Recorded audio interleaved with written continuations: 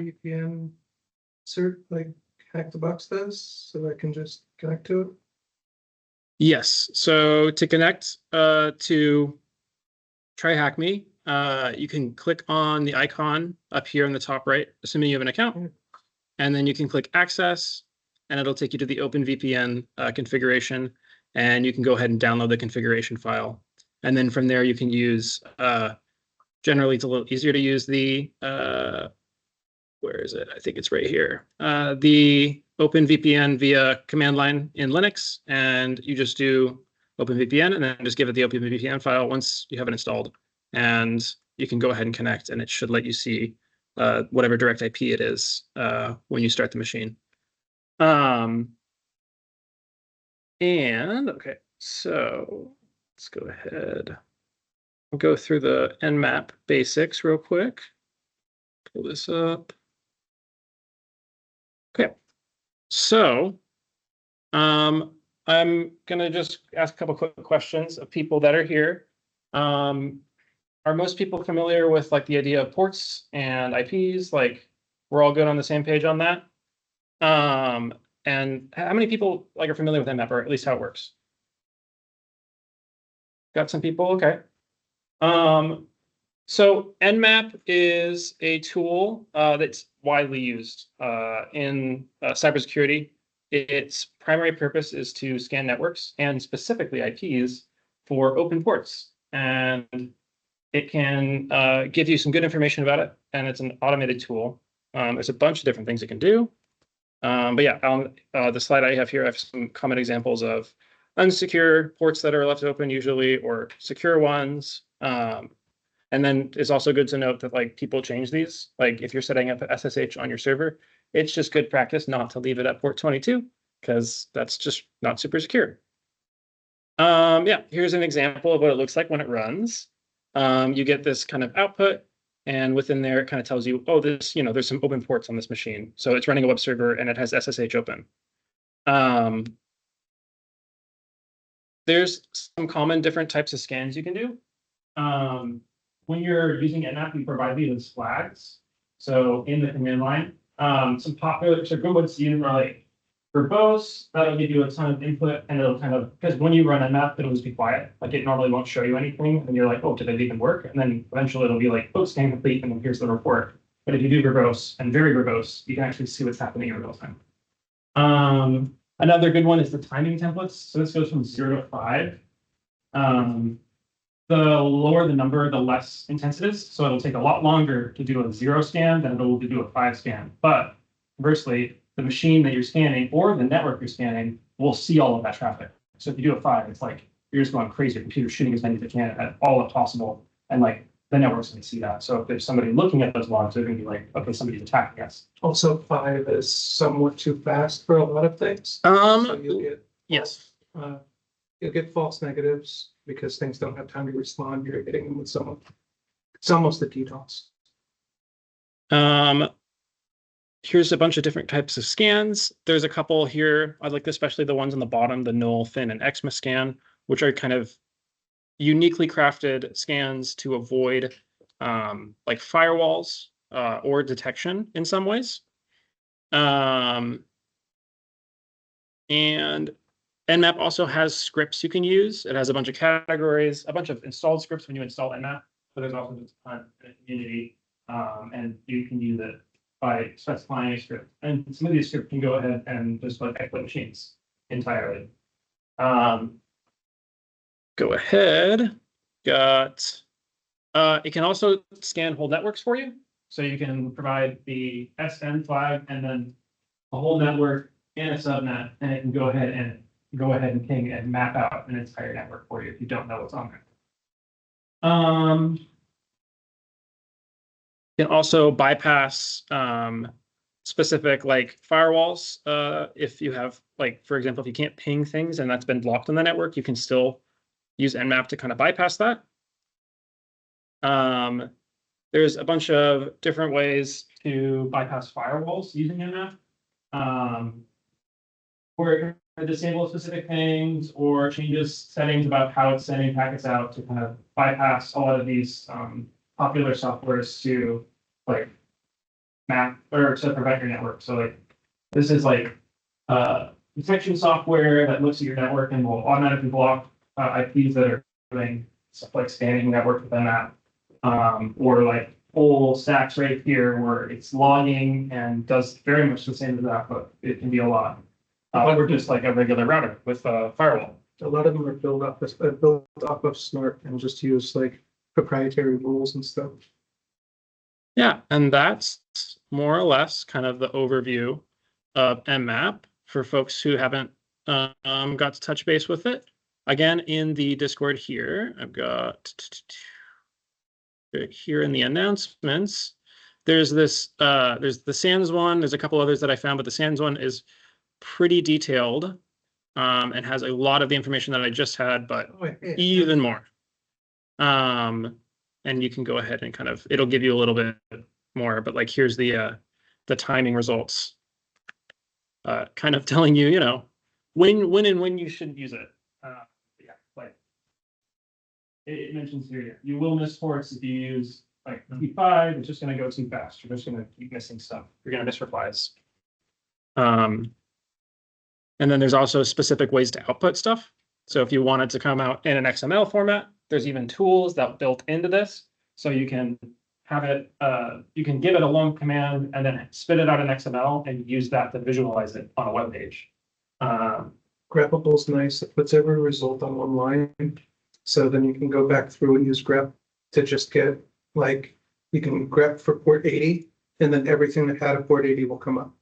And then you just visit every one of those to see what's there. Cool. And then I'm just going to stop for a second. And I got some, any questions from people online? Any questions from people in the room? Cool. Well, we'll go through this. I do need to figure out how to get my machine connected because it, for some reason, wasn't letting me work. I'll try it one more time, and then I can hopefully go through this. A lot of this doesn't require that you have direct connection to the machine, so we can go through a little bit right now. Unauthorized. I'm not logged in. Okay, that's fun. Sorry about that. But yeah, I'll give some people some time to make an account and TryHackMe, and then I also kind of want to ask people, like, how many people have an attack box or are using like Linux right now? Or like WSL installed in your computer? Do you have a virtual machine? I'm using Okay, nice. So if you got that set up, then you're all good. Just make sure you have Nmap installed, and I will try one more time to get this computer set up. I'm going to restart it and see if that fixes it.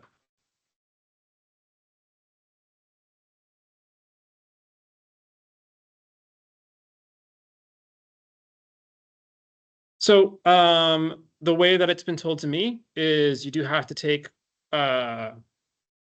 the Intro to Linux class. There's a couple other classes that give you access to it because it's part of the course material. I am working out with Evan right now to get like something formal, so that way people in the club, if you want access to it, you can get access to it, but I don't have that answer right now. So in the time being, if you have Windows, WSL is a pretty quick one to set up. You could use Ubuntu or you could use Kali. There's links here to kind of show you how to use it or how to get it set up. VirtualBox, another good one. That one already has an image file, so you just have VirtualBox installed, drop it in there, and you can go. And then, yeah, ideally the cyber range. I'm also planning on bringing in a little mini PC that will actually have attack boxes, so you'll just be able to connect to a network, SSH to it, and you don't have to set anything up. It's just going to be there for y'all. So, but that's going to be a little bit out. But for in the time being, yeah, you can set it up locally on your computer, or if you can get access to cyber range, that is going to be our go-to for a little bit. I'm going to just reboot real quick. Also install Nmap on Windows. That is true. That for, yes, that will work for now. You do need to get the OpenVPN installed as well. All right.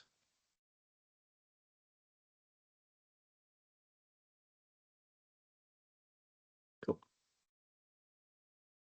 All right, I'm giving some time for my machine to go down. I'm gonna just go ahead and do this.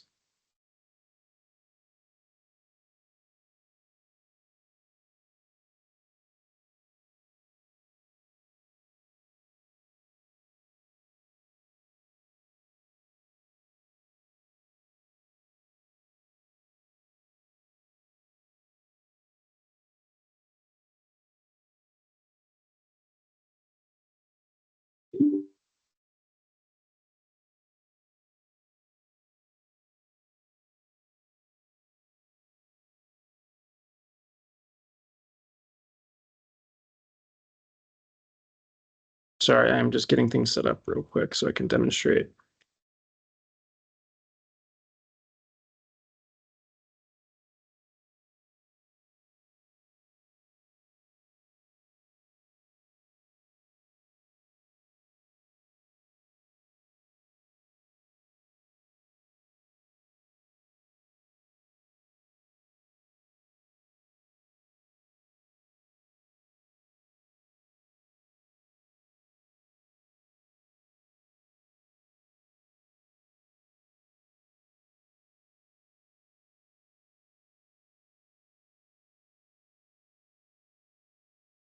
Oh, geez.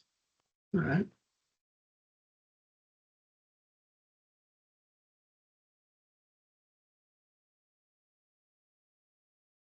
Mhm.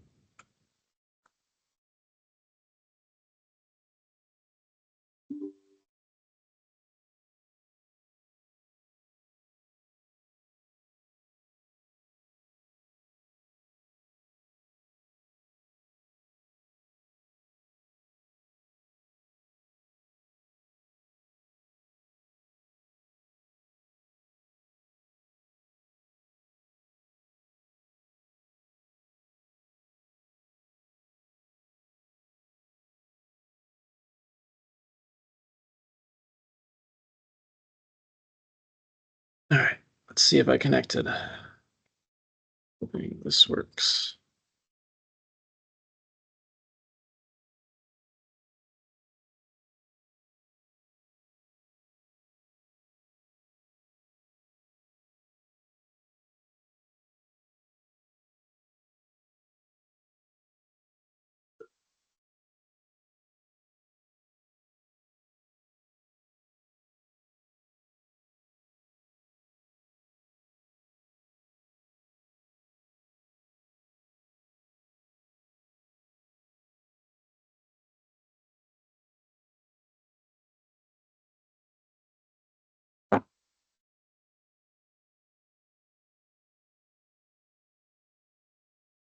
I just can't get it to work for me. That's really unfortunate.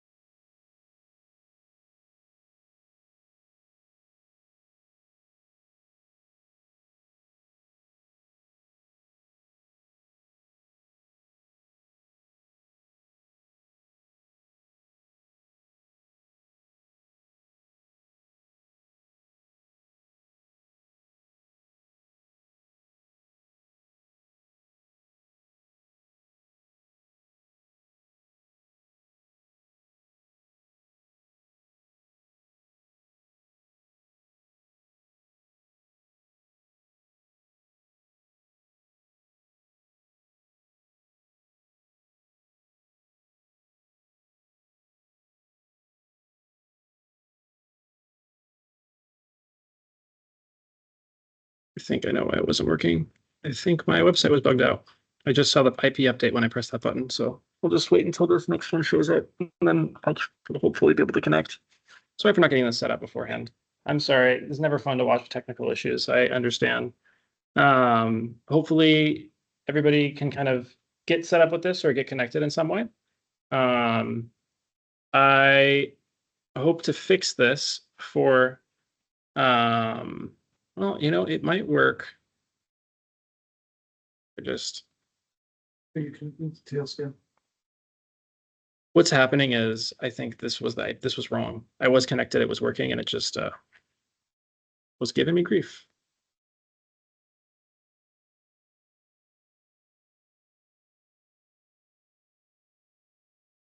So if I go to, that looks like a real IP. I think that's what was happening. By ping, I should be able to see it now. It says if you can ping quad tens, then you're connected. Or not.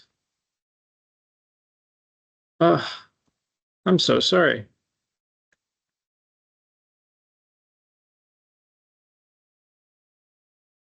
I'm connected. I can't see the machine. Oh, I couldn't ping the machine either, but I was able to scan it. That's probably intended actually. You know what? Now that I think about it, it was probably working. Well, okay. I'll try one more thing. Does everybody access to TryHackMe and an IP, or do they want a configuration file to connect to? No? All right. I'll just move forward. Second?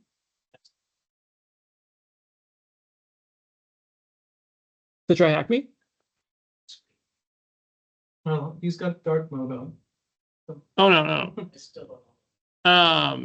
So if you go to, I sent a link in the Discord. It's going to be under meeting notes. And then it's going to be this TryHackMe room and then further Nmap. And if you have an account, then you should be able to go ahead and start this. And then from there, you should be able to get connected. I can also set you up with WireGuard if you want to do that instead. Cool. All right, I'm going to start going through this. And then hopefully folks online, if you have any questions, go ahead and let me know. But I'm just going to keep moving forward.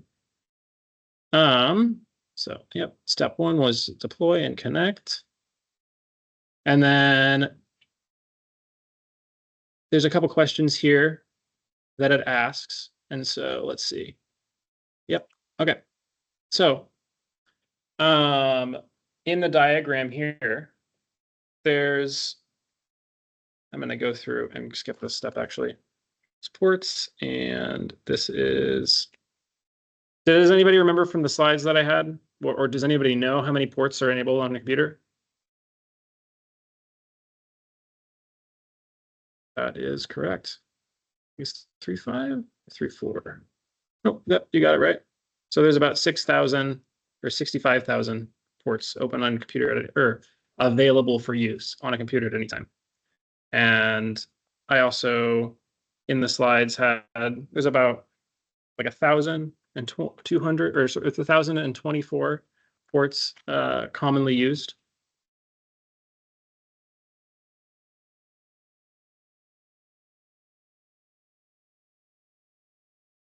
And then it kind of asks, let's go through, use Nmap help.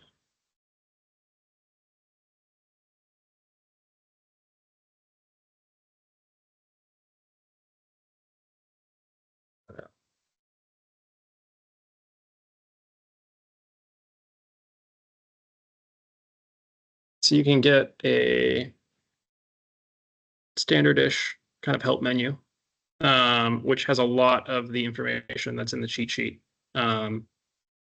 So it might be a little better to go through this and use this.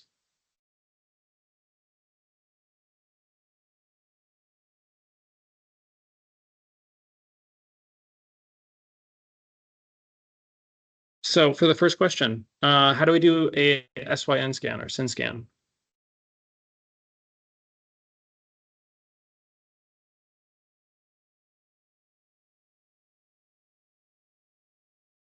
It's easy to remember. I believe it was just dash S and then capital S. Sinsk. Does anybody know how to do the UDP scan?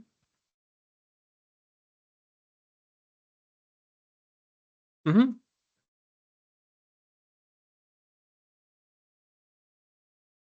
And then how would you do version detect? No. Doesn't bug out.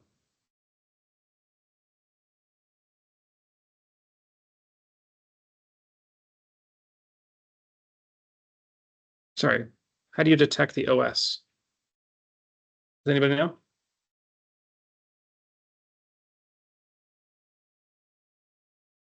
I think it was -O. Uppercase O. Does everybody have access to the cheat sheet?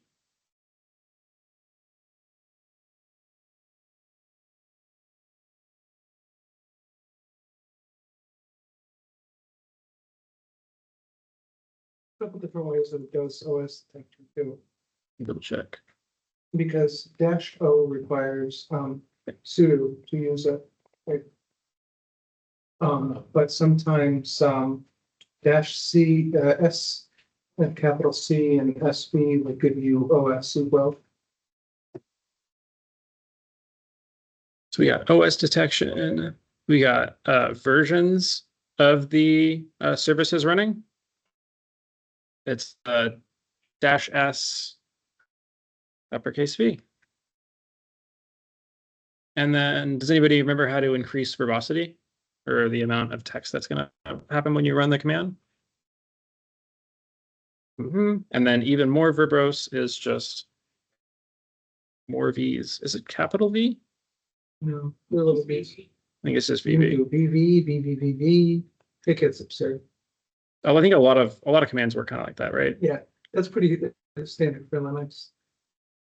Does anybody know how to save an output to a file using Nmap itself? It starts with -O, and then this will -OA will save it to all of the possible formats. And then the normal format is ON. You've got greppable, which is OG. And then that's for saving. Another one too, if you want to save Nmap is, and this is a lot easier, if you do a scan. Oh, do I have the IP? Pull it up. It is to just do a bracket and then give it a file for like nmap scan.txt, and that'll save the output automatically to a file for you.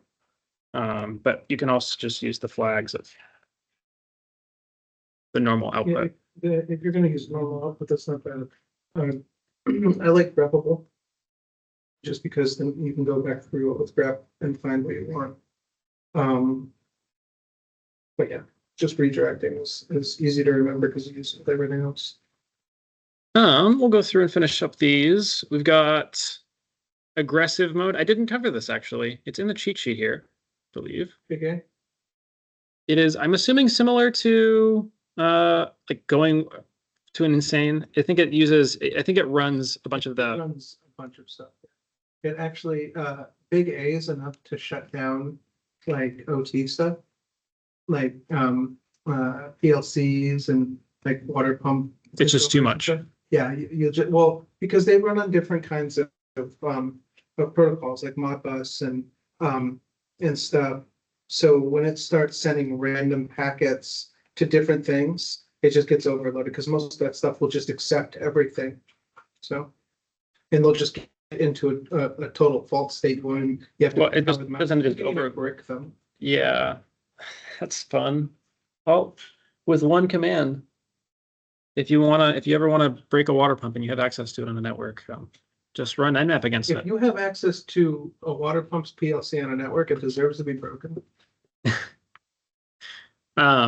So -A, for anybody who didn't catch that, runs a lot of these scans at the same time. So it can run the initial probe, it'll do like a TCP Connect, it'll do a version scan. I think it even does OS detection. Yep. And then I think it'll do some script scanning as well, and even traceroute. Traceroute, because it tells you how many, I'm sure there's another way to do it, I can never remember that. Tells you how many switches it went through to get there. Oh, cool. Instead of like the normal. Instead of just routes, it will tell you how many switches as well. I don't even know how it does it, honestly. So we got aggressive mode, capital A. And then the timing template, I did cover this. It's pretty straightforward. T and then 5 for a pretty aggressive one. And then how would you have it just scan port 80? Does anybody know how to do that?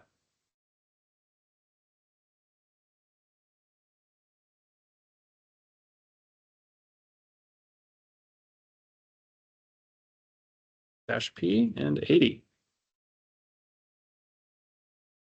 And then I'm assuming it's the same with ranges. So you do P and then 1000 to 1500, and that'll scan that port range for you. Does anybody know how to scan all ports? Okay, copy.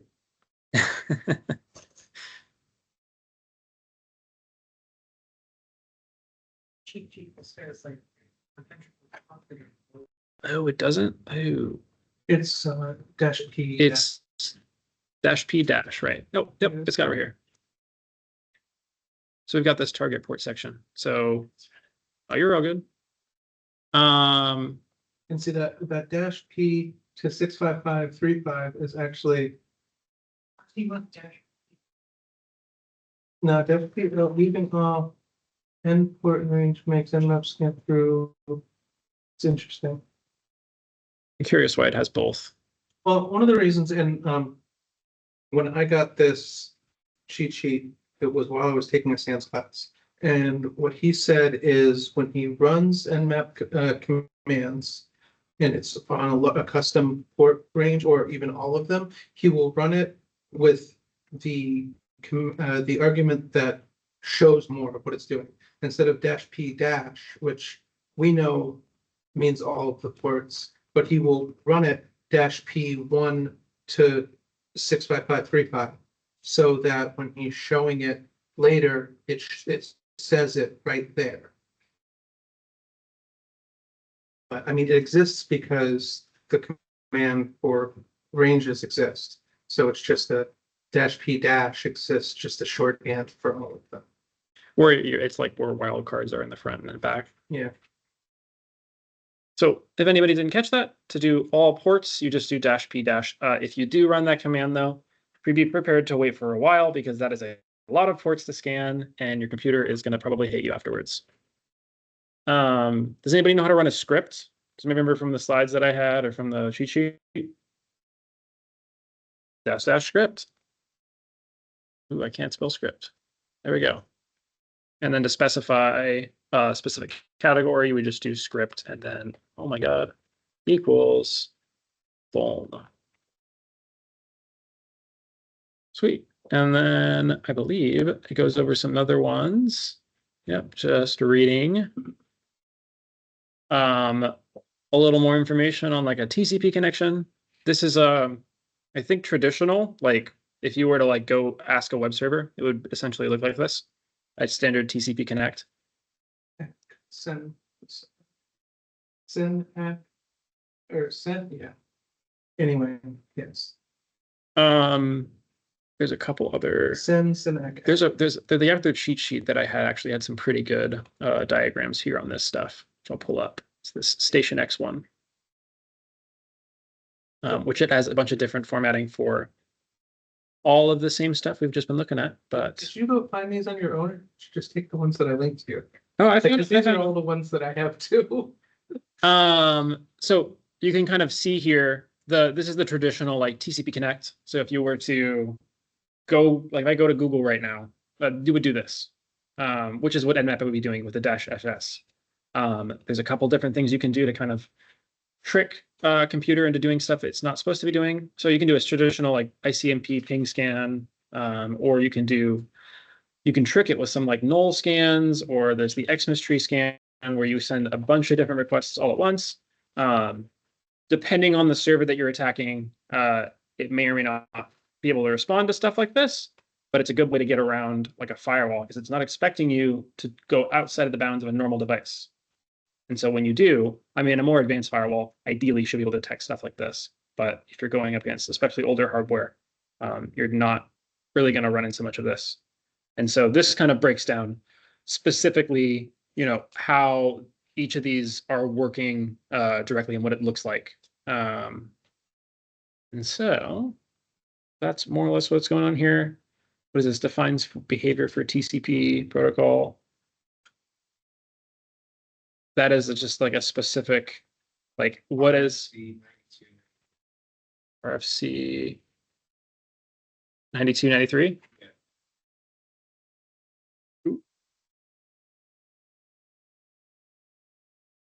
Yeah. Oh my goodness.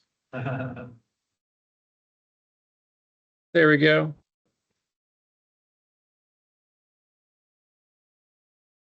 And then if a port is closed, what flag should it send back? It should be RST, I believe.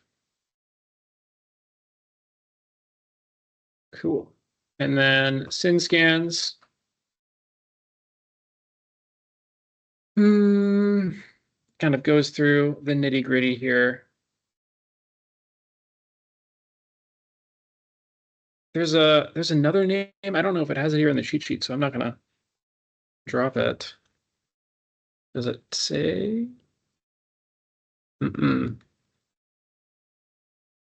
So what the other names for a SYN scan are half open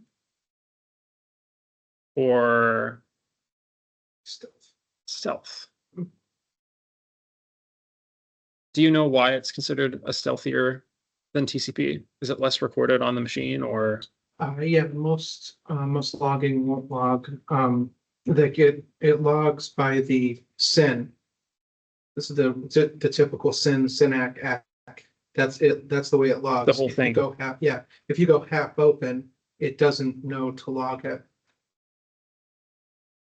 Cool. And so people who didn't catch that online, the reason why it's considered stealthier is because it's doing half of a full TCP Connect, and logging software doesn't usually capture that whole. It usually expects a whole request where it goes back and forth. But if you're just doing this, then it's only doing half of the process, and so it's considered stealthier. We've got UDP scans, and so do people know the difference between TCP and UDP? Somewhat familiar? Okay. If it doesn't respond, does it look at? Oh, I think this has changed. UDP scans take forever.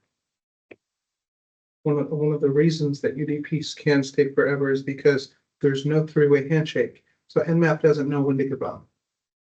So you're waiting for stuff to happen when it doesn't. Yeah, it has to set a timeout, and there's an argument to shorten the timeout for the UDP, but it's just UDP is pain. I'll do one of these scans, see what happens. 20 ports. Oh, I did not do verbose. And that did not take very long. Yeah, no, it's not. Yeah, it's because it can't ping. Nmap thinks it doesn't exist. -P, capital P, lowercase n. I gotcha. The same reason why both of us thought we weren't connected to the thing. Well, I think it's the no response, isn't it? No, that's something different. Try the -PN. Oh, there we go.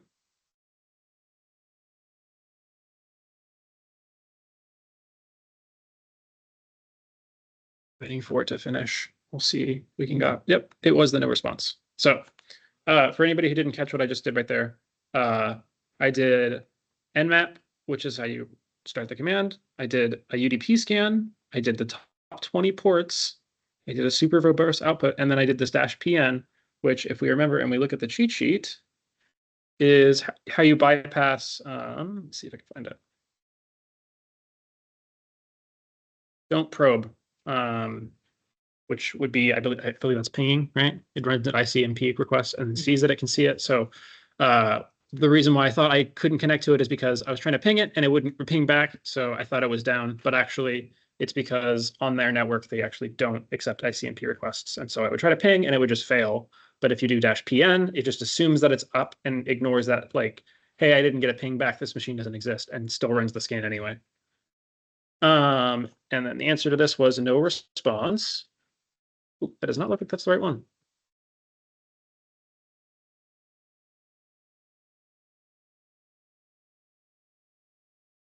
Say again? It's expecting the state, not the reason. The open bar filter. Oh, I got you. Okay. Thank you.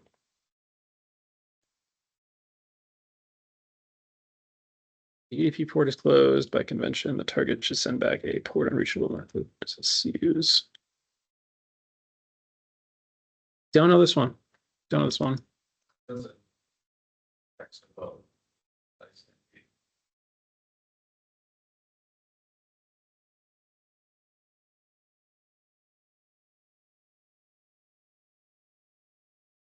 Thank you.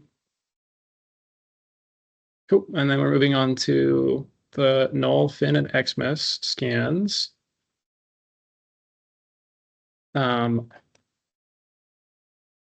anybody know what this tool is? Has anybody used this tool? So this is Wireshark.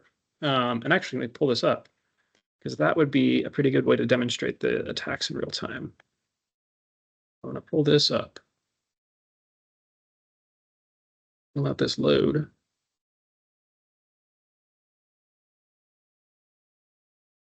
You can get this on Windows. You can get this on Linux, but essentially it lets you visualize network traffic.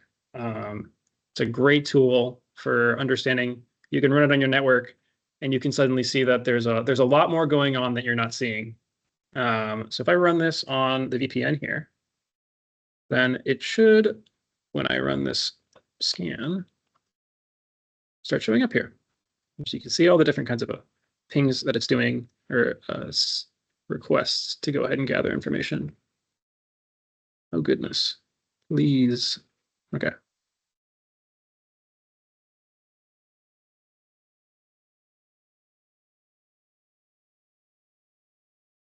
It's just fighting me today. Let's see. But it breaks down specifically what it looks like when you do these types of scans. For some reason, it's just not letting me full screen this or access this bottom panel. Pull it up. Let's see. There we go. Okay. And then I don't know how it got to that view, but we'll if you're interested and you have Wireshark installed, you can go ahead and take a look as it happens.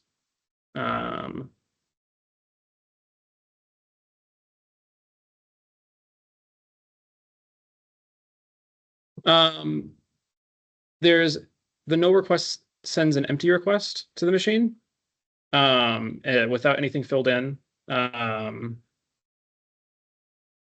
This fin scan is similar, but instead of sending an empty request, it sends like the end of a normal like handshake.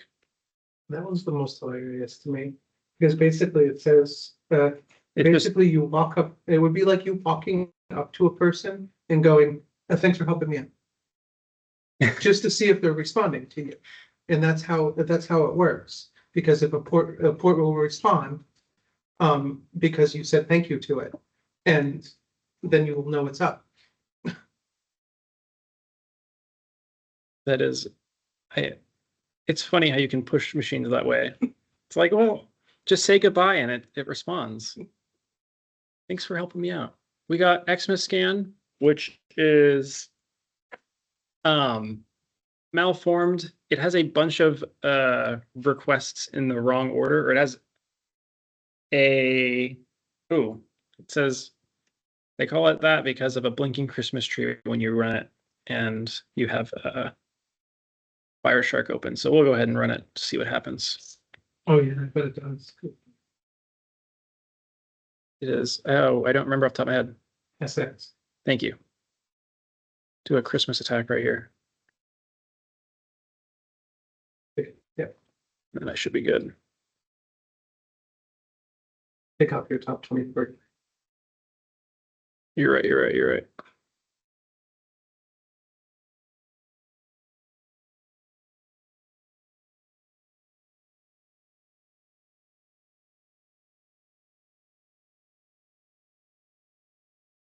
scroll all the way to the bottom. Oh, it's not as colorful as I wanted it to be. But you can kind of see what's happening here. Pull this back up. It's moving so fast that you can't, it looks like it's all the same packets. So let me pull up the The all the way over on the right-hand side, the fin, fish, UD, and all of that stuff. specific requests that it's detecting here, which I believe shows up in the list here on the website.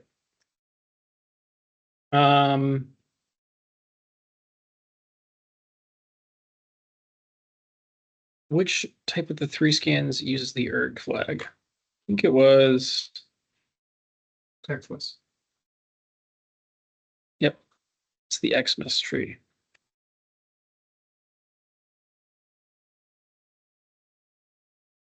Do you know why they're typically used? I actually didn't answer that one. Firewall vision. Yeah, I mean, you even mentioned that earlier.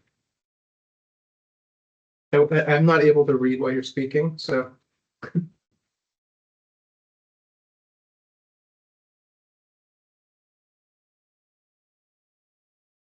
What is the common OS? Does anybody know the answer to this one?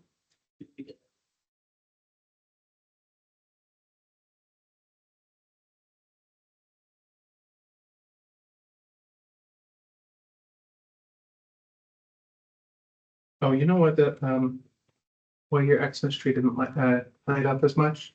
You didn't run sudo. Oh, so we can't see all the requests. It can't do the other ones. That makes sense. Does anybody remember? Oh, actually, it just says right here.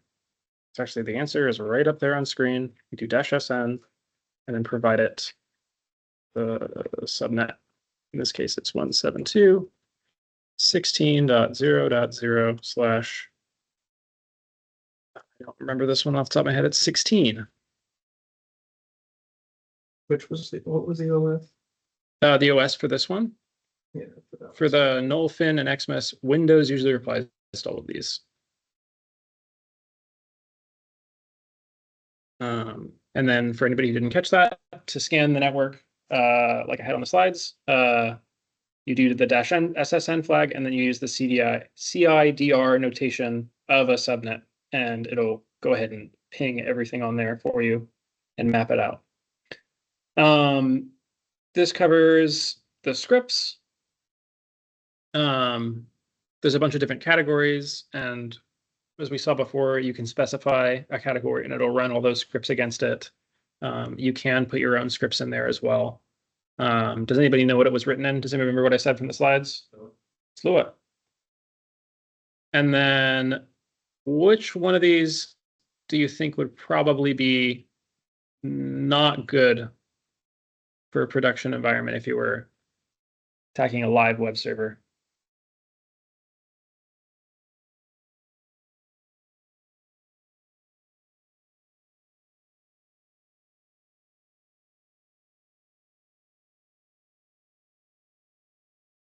Cool. There's more advanced stuff about the scripts here. Can the FTP script take? I'm assuming it breaks it down. Ooh, I don't know how to pull this information out. Sorry, I didn't. Oh, yes, it's right here. There we go. If I were to go to Nmap, stop Xmasing everything. Let's go ahead and do the script. Then it was dash help, just in case. Leave, and then yep. Nmap can only do the 3-way handshake if you don't give it super user privileges. There we go. Let's see.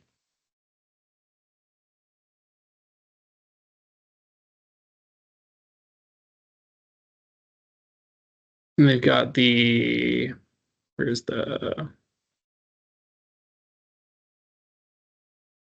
is it not going to show?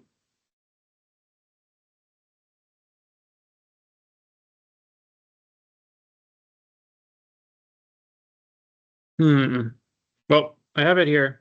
It's max list. Don't know why it's not showing up when I do the help command. Oh, and I guess there's this website here as well, which I'll put in the chat for people. And not this one, it's this one.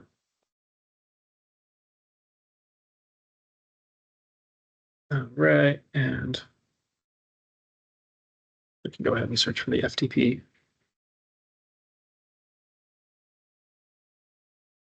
We've got the max list argument right here, which defaults to 20. And that is the number of files that it's going to show you when it goes back. How do you find scripts? There's a database file installed when you install Nmap in this folder. If you're using Linux, it's going to be the user share Nmap scripts. You can search the database using grep for a specific script, or you could just use this website because that also has all of them, and you can control F here. Yes, ChatGPT. Or you can ask ChatGPT. That works as well. You can also use LS. That seems to be working as well. There's a couple different options to scan here. Installing new scripts. There's the nmap -- script update database, which will download the new scripts. And then it's asking, let's search for SMB scripts. Does anybody know what SMB is? Does anybody use SMB? It is file sharing. It's Windows file sharing. It's called Samba. And so what the script we're going to use is FTP, which is a very basic file sharing server. And Samba is a Windows specific version of FTP. It's meant to natively work with Windows. And so SMB stands for Samba. And if we go ahead and we'll do the LS, just have that show us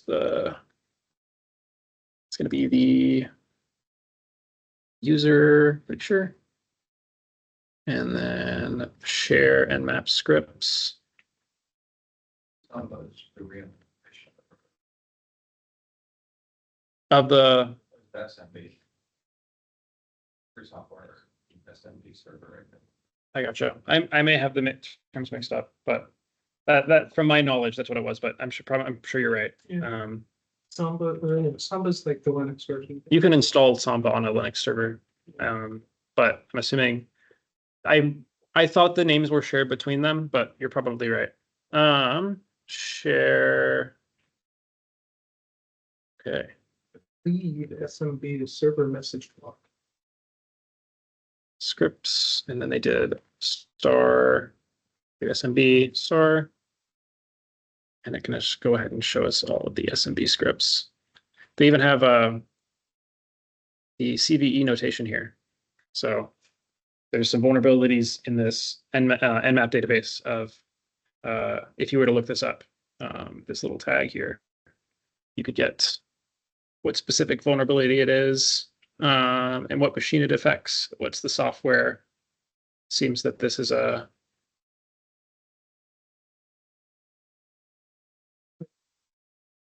is Samba remote code execution. This is really recent. This was March. If anybody knows what our remote code execution is, it's not good. If that is running on your server, that means you're going to have a bad day. They added 2023, but was it CVE? It said 2017. Yeah, this is usually a year, right? Yeah. And then that's how many, the number of exploits in the year. So if you're running Samba and it's has a version before 4.6.4, that is vulnerable to remote code execution, and you can use Nmap to run a script to exploit that. Most things that Nmap has an exploit script for if you're running, you deserve it to be running your stuff. Like it's not like Metasploit that is more cutting edge with its proof of concepts.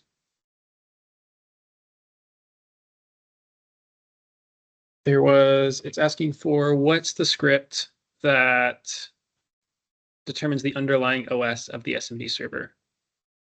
I'm assuming is in here. Oh, it's right here, the OS discovery. Go ahead and copy that. What's that? What's the full file? NSE. Cool. Reading through the script, what does it depend on? I'm assuming we'd have to, can we cat the script? Let me go back up.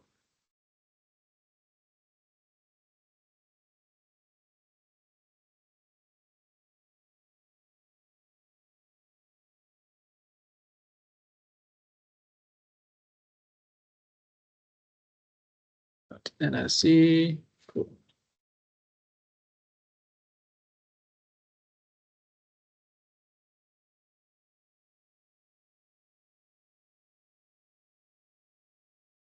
I'm not sure if this is what it's asking for.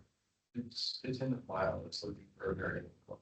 So I assume the mother script is depending on. To download the file. Below these files and comments. At the top of the screen now. Thank you. Yep.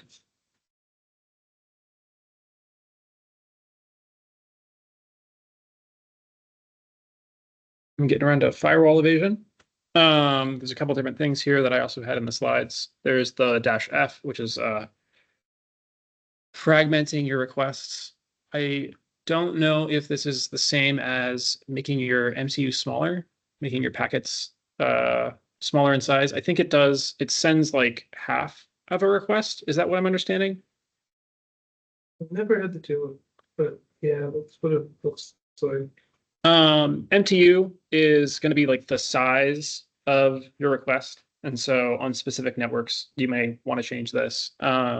If you're encountering issues with, depending on what you're using, especially if you're like virtualizing stuff, you'll encounter that your tags will be too big because, especially if you're using a virtualized network, it'll add its own information on top and then it'll corrupt your request because you're getting way too much. So you have to lower the value and make those packets smaller so it can fit the overhead.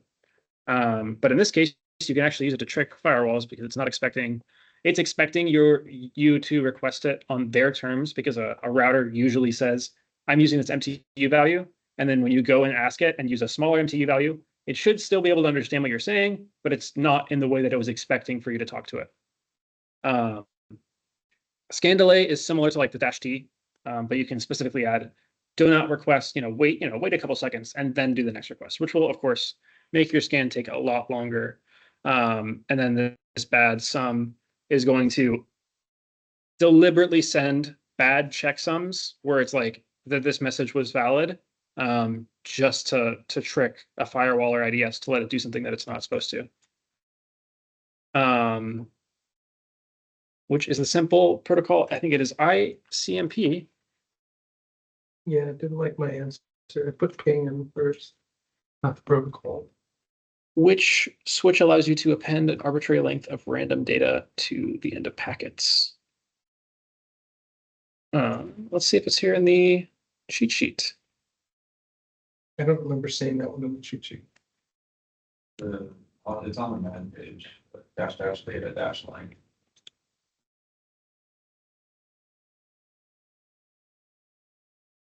I'm assuming you would use this similarly to trick a firewall. I guess like you could add a bunch of data on the afterwards.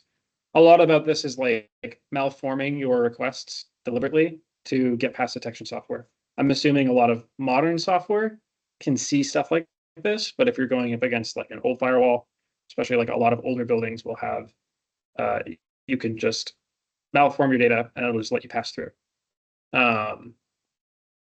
All right, and then we get on to attacking the machine. We can answer this one. No, it does not respond to ping requests. I can try to ping the machine and it's just not going to work. Where's this right here? Do that. There we go.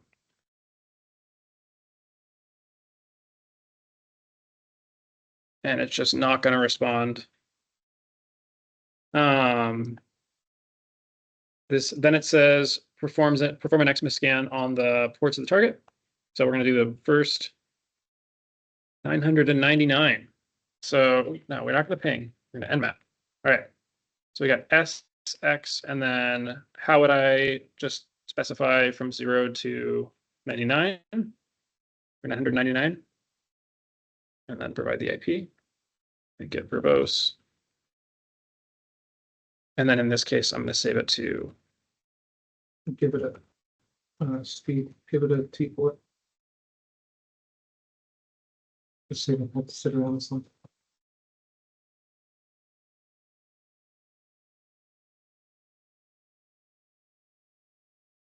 and we can go ahead and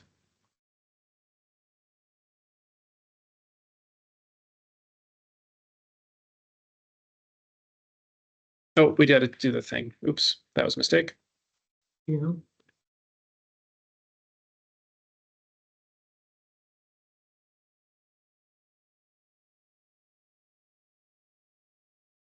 See it doing its thing here, which I probably should have ran as sudo to get the full requests, but should still come back.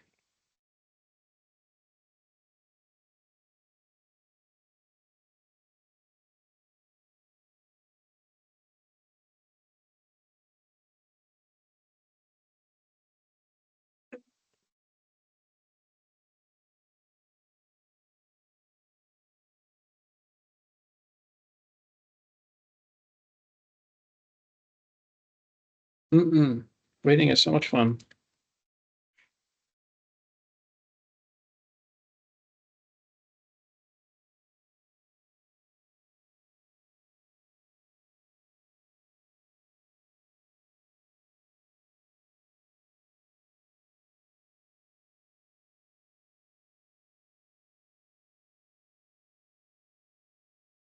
Let's see, it's almost done. Over half.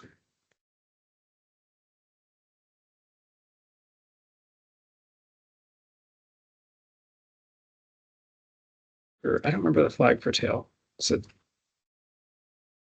remember how to keep it persistent? I never use it. Just so it stays open until it finishes. Like I'm seeing a live request. I think it. Oh, it's probably time to use the. Follow. I gotcha. Thank you. We got it, and it's finished. And it didn't work. Probably because I didn't do the sudo. But the answer here is going to be 999. I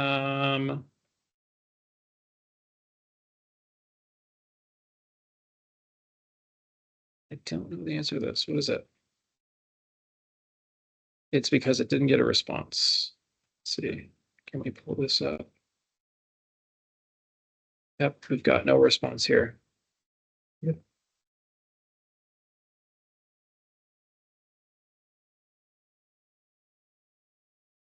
Probably.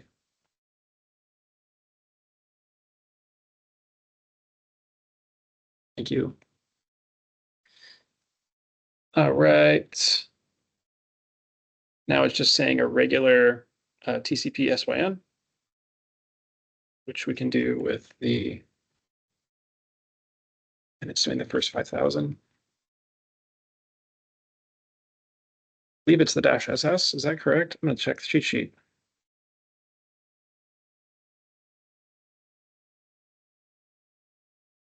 Yep, the SYN scan. Or is this a TCP? Nope. Yep, got that. Run this, the first 5,000 of it, the IP, and do the SYN scan. And then I can pull up this other window and we can watch it. Not that one.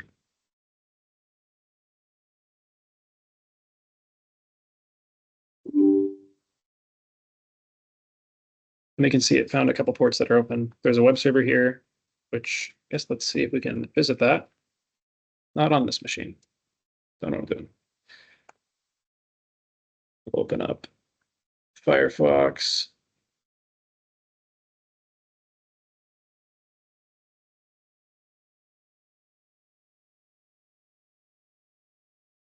or this will work as well.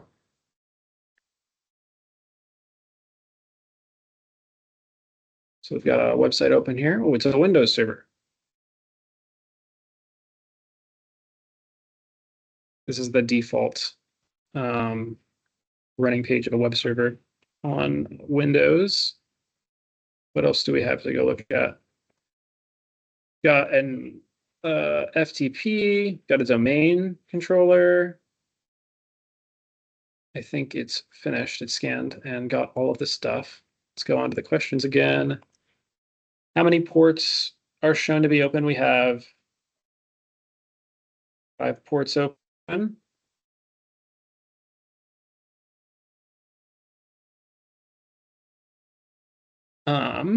We'll run the script. So we would do nmap script equals, I think you can just specify. Don't know if you need to add the thing, but I'll add it anyway. Do verbose. And I don't think we're going to need to do -pn, but we should be good. Just run this. Is it going to run the script?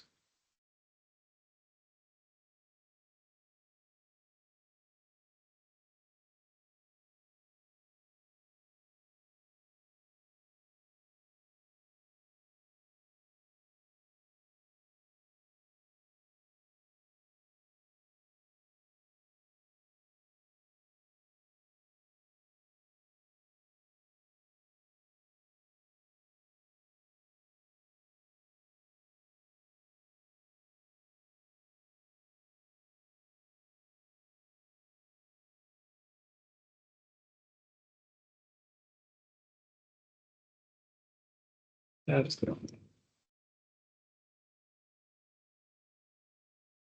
That did not work, but it did. See, anonymous login was allowed. So it did let us connect, but it did not show us the directories with inside the machine. Oh my goodness. There we are. Yes, the answer is yes, we are able to do that. And then, yeah, that was this room. That is more or less everything it covers. I guess we can poke around a little more. It is past an hour, so I don't want to hold people past here. But yeah, that was Nmap, or at least a really basic introduction to it. I am going to put in the chat. I have a form. I'm going to try for the next couple meetings to get a little more input from everybody on what we want to cover, because there's a lot in cybersecurity to cover. Nmap is just one of those tools, but we could also go down forensics. There's lots of labs on those where we download files together and we go through and look for suspicious activity. There's like Windows logging, and there's a ton of stuff there. We can do more web exploitation if people are interested in doing that. Or we can do full-on challenges, which is what TryHackMe has here. Oh goodness, please. If I go up here.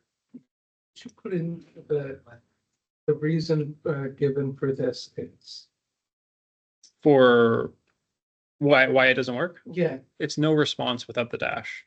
but it didn't work. Oh. Maybe I didn't know. These are full machines that I'm gonna pull up the one. Don't give you a walkthrough. They're just open and you can go and attack them. And then it's like, what's the flags? And you're supposed to privilege escalate from there. These are definitely more complicated. And I don't want to jump into this without kind of getting some buildup of knowledge, but I do have the form I'm going to post right now for everybody. And then I guess I'll open up for questions people have about the club or Nmap or anything. Right now, there's not this weekend there's the B-sides, which I had gotten tickets for, and everybody should have received them if they did sign up for the request. But that is closed. I don't have any more tickets. You can still reach out to people at B-sides if you want to go. It's going to be on Friday and Saturday this week. But yeah, Here's what's it. Kids Ooh, I tickets already that put are it there. free. kids tickets for free. And I did hear from somebody that they were able to reach out, just tell them they're a BC student, that you're interested in going.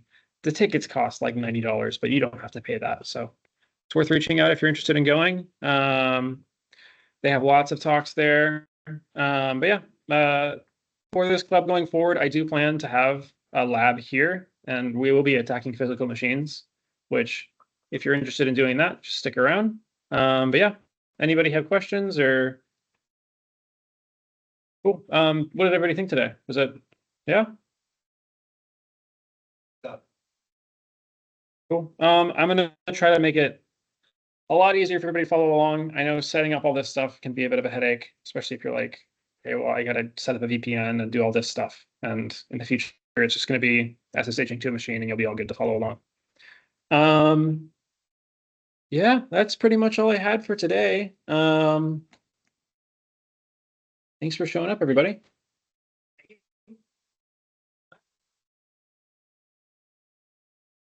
Okay, Joe, my tailscale, whenever I have tailscale on, it will OpenVPN will start to connect to TryHackMe. It's still giving you grief? I think it will, that one, it might have been, because I figured out, because all of the